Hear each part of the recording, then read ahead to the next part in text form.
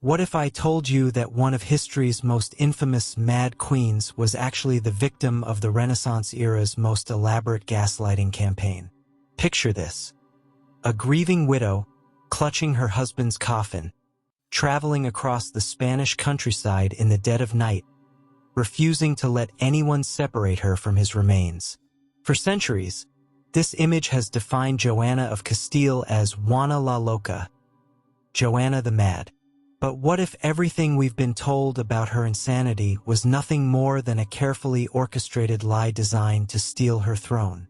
Today, we're diving deep into one of history's most disturbing cases of psychological manipulation, where a woman's love became her weakness, her grief became evidence of madness, and her rightful crown became her prison.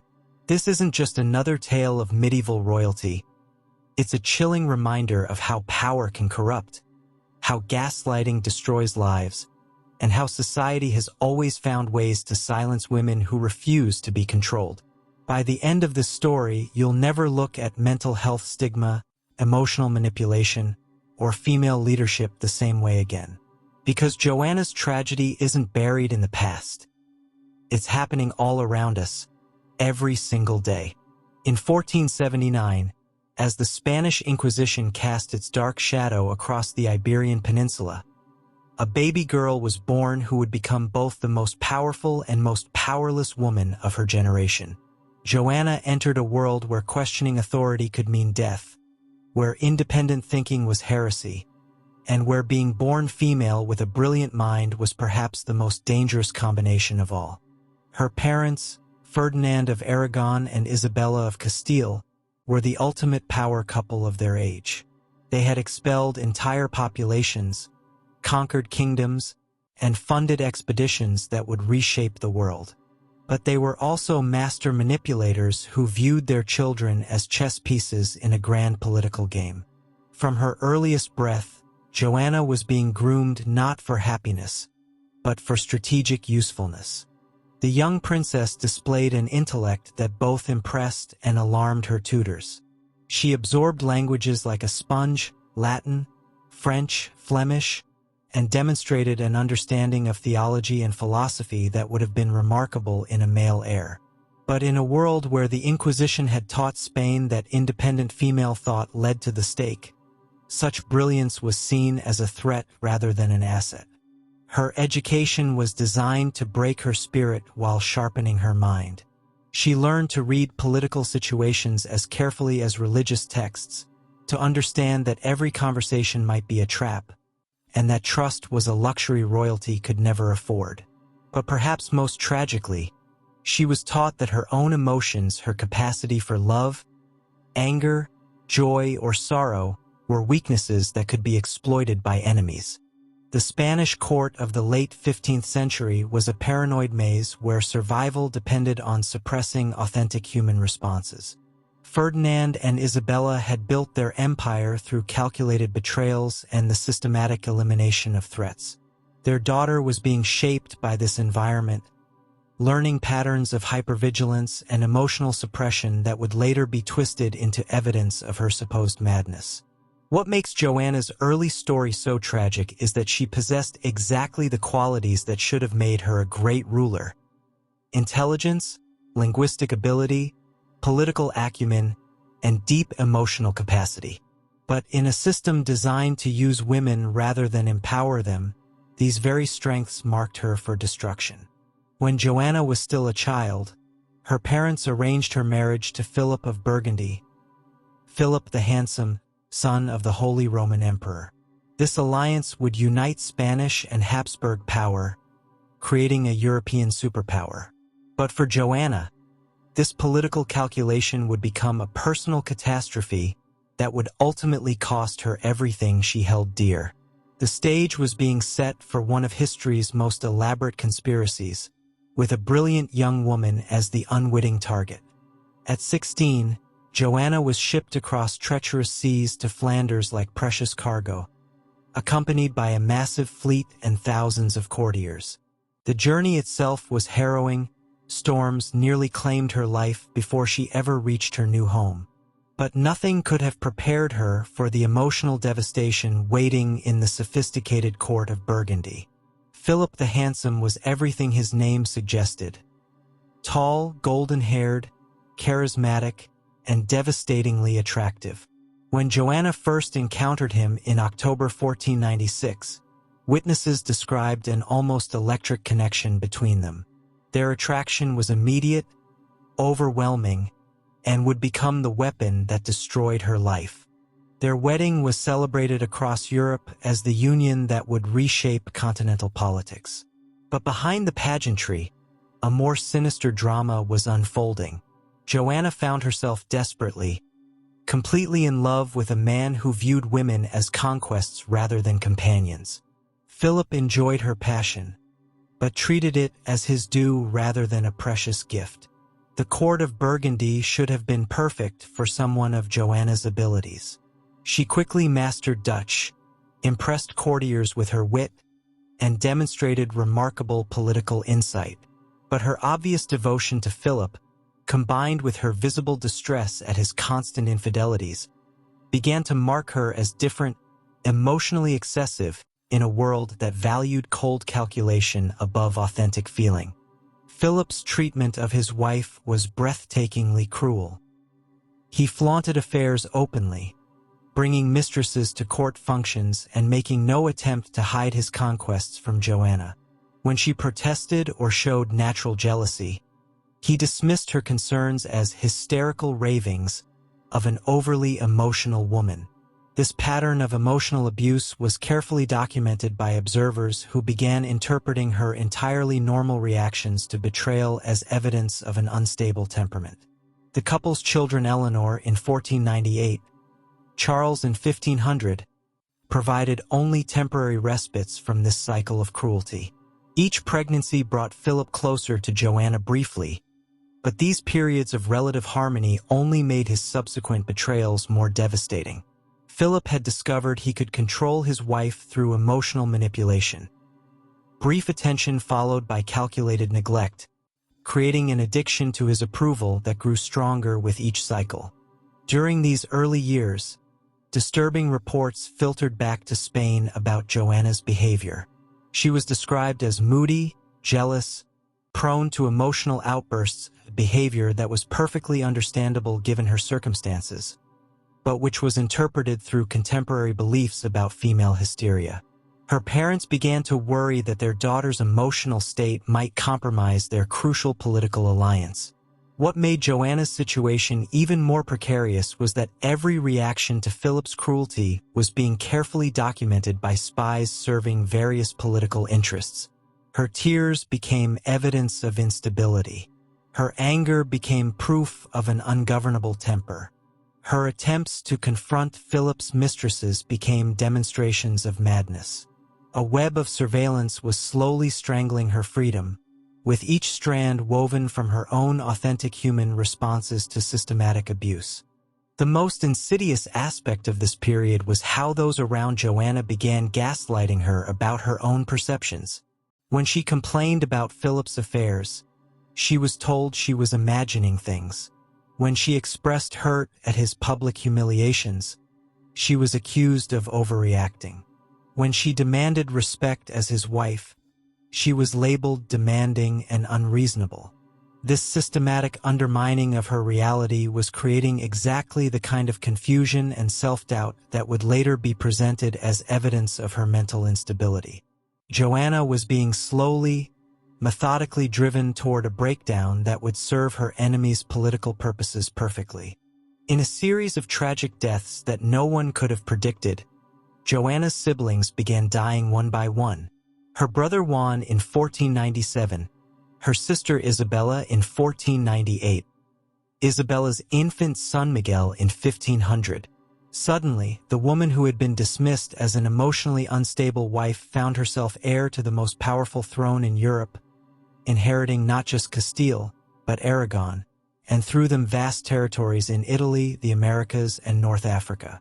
What should have been her greatest triumph instead triggered the acceleration of her destruction. With Joanna's inheritance came a fundamental shift in how everyone around her viewed her emotional state. No longer was she simply a troubled wife whose moods might embarrass her husband. She was now a potential queen whose stability would determine the fate of millions.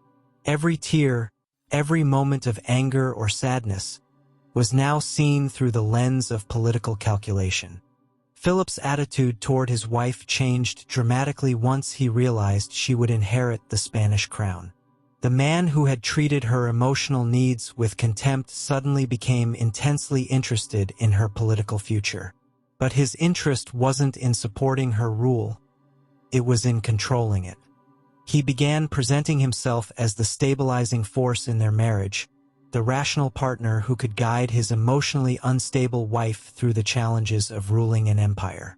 Ferdinand of Aragon watched these developments with growing alarm. He had spent decades building Spanish power and had no intention of allowing it to pass into the hands of his Flemish son-in-law. Philip represented everything Ferdinand despised: foreign influence, frivolous court culture, and a casual attitude toward the serious business of ruling. The stage was being set for a power struggle that would use Joanna's emotional state as its primary weapon. Both her father and her husband began collecting evidence of her alleged instability, documenting every emotional outburst and moment of distress. They were building parallel cases for why she was unfit to rule, though each planned to position himself as the necessary regent who would govern in her name. Joanna was becoming a prisoner of her own inheritance.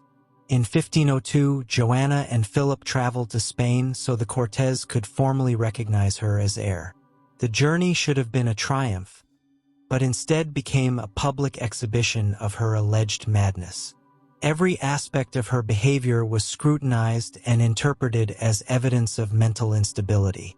When she showed emotion at being separated from Philip, it was seen as proof she was too dependent to rule.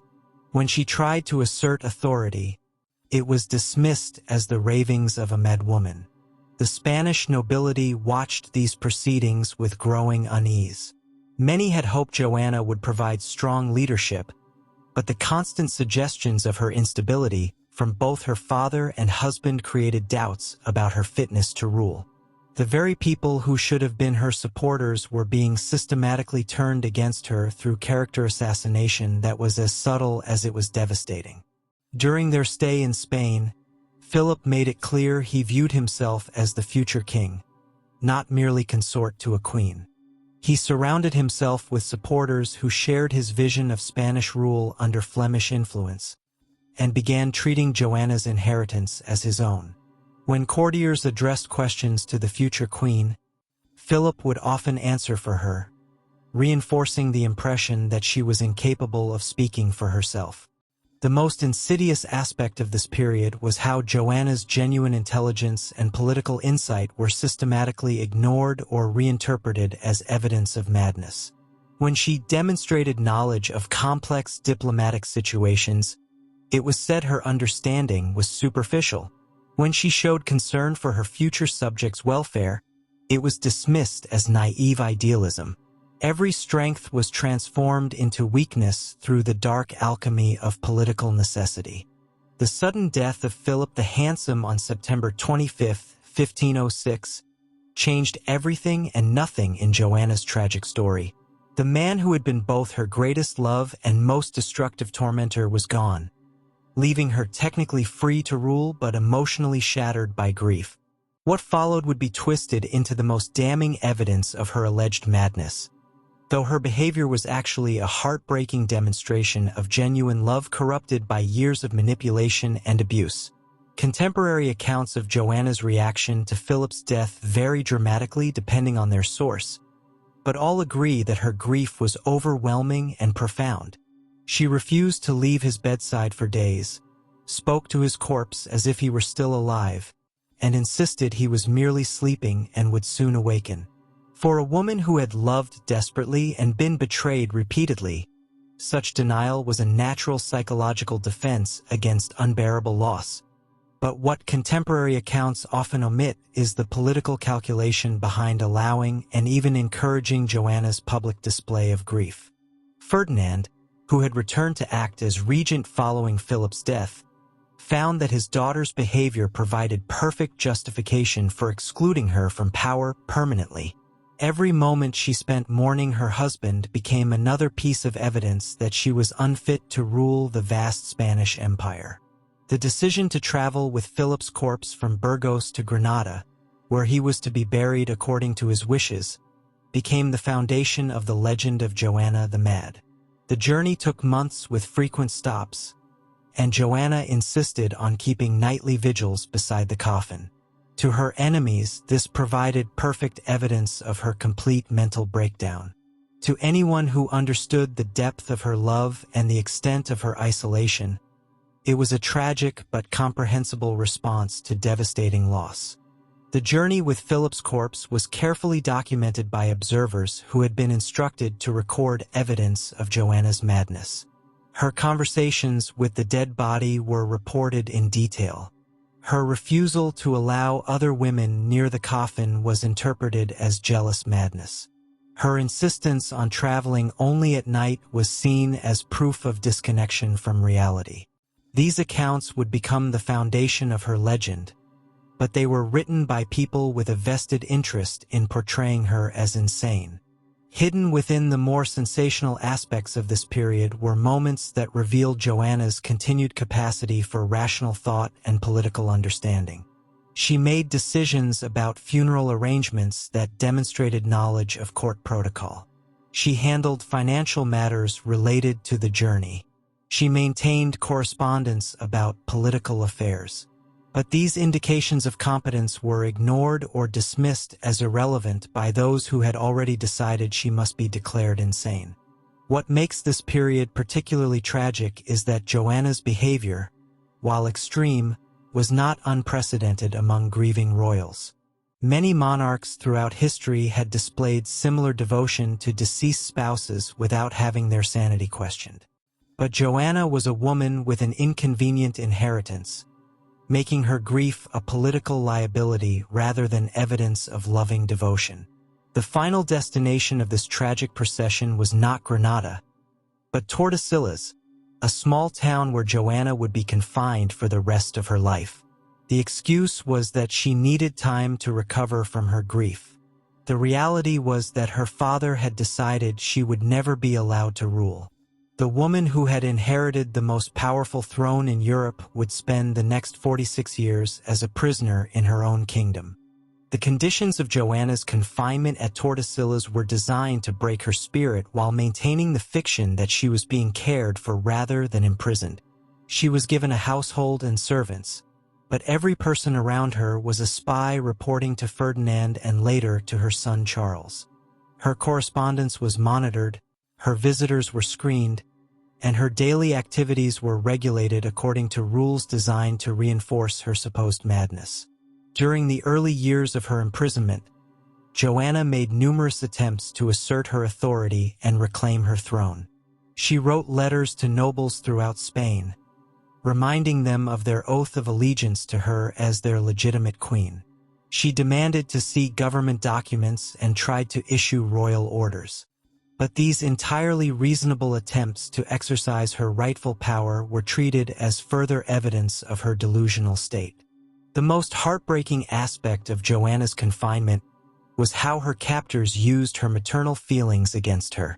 Her younger children, Ferdinand and Catalina, were allowed to visit occasionally, but these meetings were carefully controlled and used to reinforce her dependence on her captors' goodwill. Her older children, particularly her son Charles, were turned against her through a systematic campaign that portrayed her as too dangerous and unstable to be allowed freedom. As the years passed, the conditions of Joanna's imprisonment became increasingly harsh. Her household was reduced, her movements were further restricted, and she was subjected to psychological pressure designed to make her genuinely unstable. The irony was cruel. The very treatment designed to justify her confinement was creating the mental deterioration that her captors claimed already existed.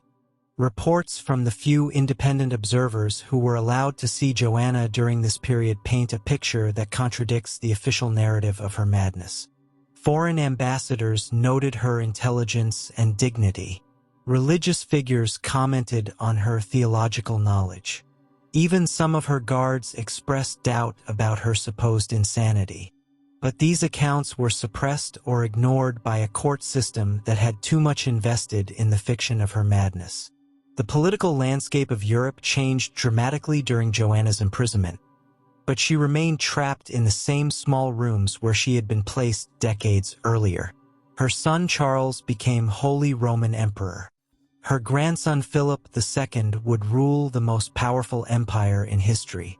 Spanish gold from the Americas flowed through Europe, all in the name of a queen who was denied even the freedom to walk in her own gardens without permission.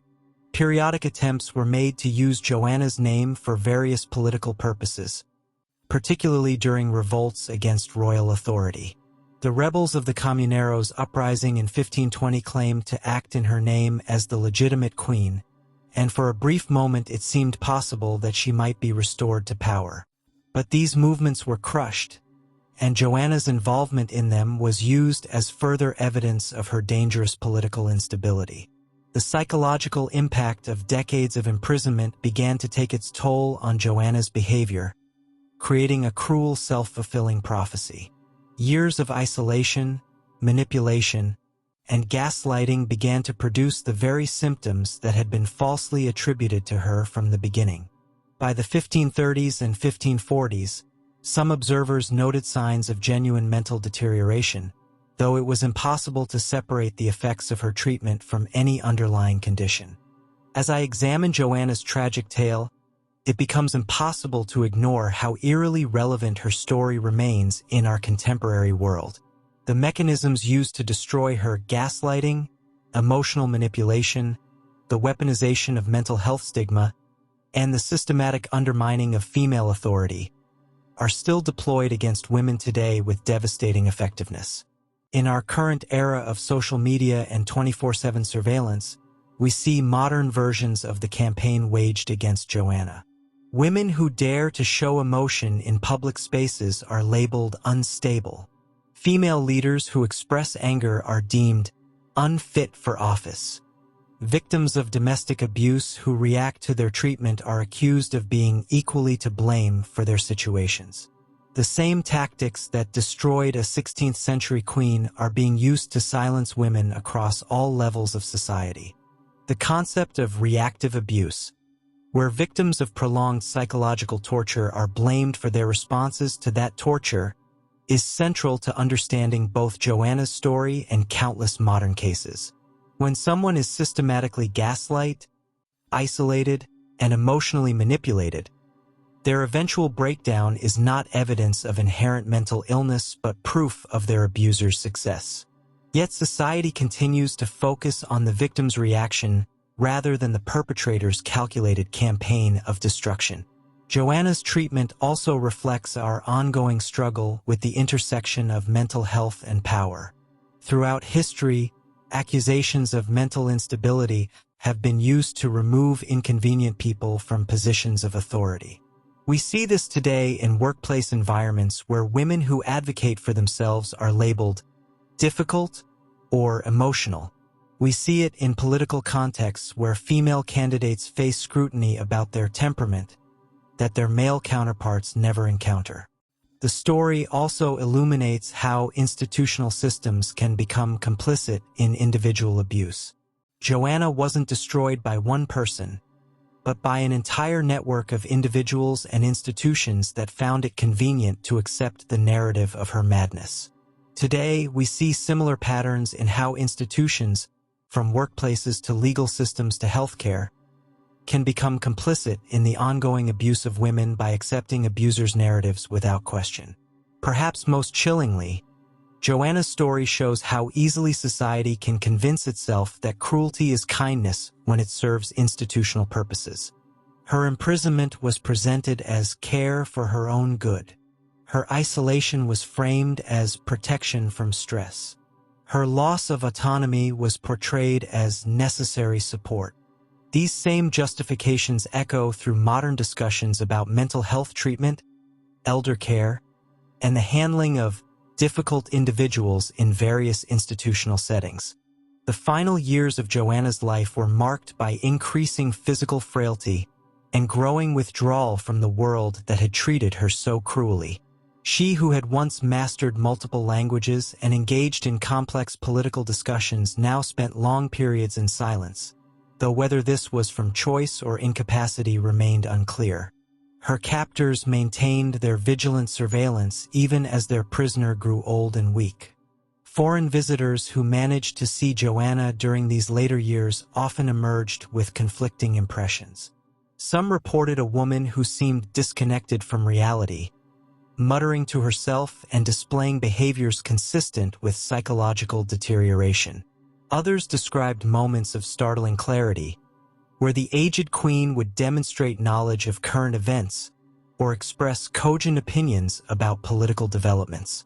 These contradictory accounts suggest a woman struggling to maintain her sanity within an insane situation. The tragedy of Joanna's final decades lies not just in her physical confinement, but in how the world had forgotten the intelligent, capable woman she had once been. New generations of European nobles grew up knowing only the legend of Juana la Loca, the mad queen who couldn't be trusted with power. The propaganda campaign had been so successful that it had essentially erased the real woman from historical memory. Even her children, who might have advocated for her release, had been so thoroughly indoctrinated with stories of her madness that they viewed her continued confinement as necessary and merciful. Charles, who ruled vast territories in his mother's name, never seriously considered whether she might be capable of participating in governance. The institutional narrative had become so deeply embedded that questioning it seemed not just unnecessary, but potentially dangerous to the stability of the empire. The death of Joanna of Castile on April 12, 1555, at the age of 75, ended one of the longest and most unjust imprisonments in European history. She had spent 46 years in confinement, more than half her life, for the crime of inheriting a throne that more powerful men wanted to control. Her death was reported with the same mixture of sympathy and justification that had characterized accounts of her life throughout her imprisonment. Her funeral was a modest affair despite her status as the legitimate queen of Castile and Aragon. The woman whose name had appeared on countless royal documents and whose authority had been invoked for decades was buried with less ceremony than many lesser nobles received. It was a final insult to a woman who had suffered a lifetime of such treatment, a last reminder that even in death, she was denied the dignity that should have been hers by right. The story of Joanna of Castile serves as a devastating reminder of how easily truth can be buried beneath layers of propaganda, especially when powerful interests align to silence an inconvenient voice. Her tragedy wasn't madness. It was the madness of a world that couldn't tolerate a woman with both power and passion, intelligence and emotion, authority and authenticity. Modern scholarship has revealed the extent to which Joanna's story was shaped by the political needs of the men around her rather than objective assessments of her mental state. The concept of female hysteria, used to justify her treatment, has been exposed as a tool of patriarchal control rather than legitimate medical diagnosis. Her grief for Philip, her attempts to exercise royal authority, and her resistance to manipulation have all been recontextualized as reasonable responses to extraordinary circumstances. The mechanisms used against Joanna, systematic gaslighting, emotional manipulation, the weaponization of mental health stigma, and coordinated character assassination, remain unfortunately relevant today. Her story challenges us to question narratives about difficult women throughout history and to recognize how easily genuine emotion can be rebranded as madness when it serves political purposes. Perhaps most importantly, Joanna's fate demonstrates how institutions can become complicit in individual abuse when it serves their interests to do so. The Spanish court, the Catholic Church, foreign diplomatic services, and even her own family all participated in maintaining the fiction of her madness because questioning it would have been inconvenient for their various agendas. If Joanna's situation had occurred today, we might hope for different outcomes. modern understanding of psychological manipulation, domestic abuse, and institutional complicity could potentially have provided her with protections and advocates her era lacked. Mental health professionals might have recognized the difference between reactive trauma and inherent instability. Legal systems might have questioned the convenient timing of her alleged breakdown. Media coverage might have sought out independent perspectives rather than simply accepting official narratives. But we must also acknowledge that many of the same dynamics that destroyed Joanna continue to operate in our contemporary world. Women who show emotion are still labeled unstable. Victims of abuse are still blamed for their reactions to that abuse. Powerful institutions still close ranks to protect convenient narratives rather than inconvenient truths. Joanna of Castile deserves to be remembered not as Juana la Loca, but as a woman who paid the ultimate price for the crime of being both powerful and human in an age that demanded women be neither. Her legacy challenges us to recognize how easily we can become complicit in systematic cruelty disguised as concern, and how important it is to listen to voices that others have labeled as unreliable or unstable. In a world that still struggles with concepts of female authority and emotional authenticity, Joanna's story remains painfully relevant, a dark mirror reflecting our own capacity for systematic cruelty and our responsibility to question the narratives we accept about those society has deemed inconvenient. The queen who allegedly slept with a corpse was actually a woman who loved so deeply that even death couldn't immediately sever her emotional bonds. The Madwoman of legend was in reality a victim of one of history's most calculated and successful character assassinations. She deserves our remembrance, our anger on her behalf, and our commitment to ensuring that her tragedy is never repeated. Thank you for joining me on this journey through one of history's most tragic and misunderstood stories.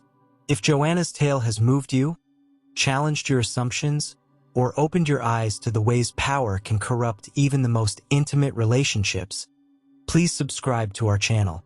I am dedicated to uncovering the hidden, untold stories in history. Ring that notification bell, because the next untold story will move you more than this. Until then, question the narratives, listen to the silenced voices, and never stop seeking the truth behind the legends.